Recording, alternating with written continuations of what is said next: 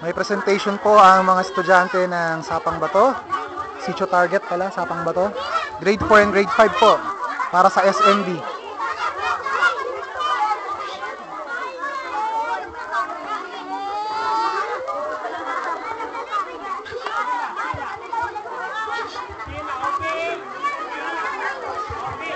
Siya po ang kakanta. Hindi si Joby kakanta yung bata.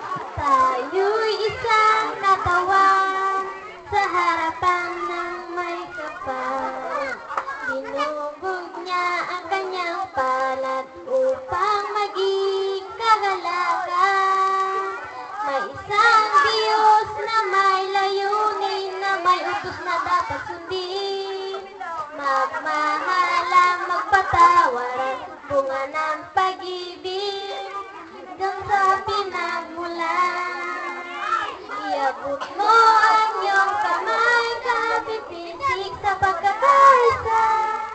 Kung may tampuhan man o kaya'y may alitan, tapusin na'y limutin na tayo magkaisa. Pagkat ngayon ang panahon, tayo magsama-sama. Sino ka man, saan ka man, di na ito mahalaga.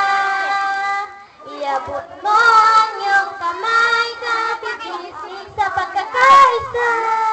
Kung may tampuhan man o kaya'y may alitan, tapusin na, limutin na tayo magkaisa.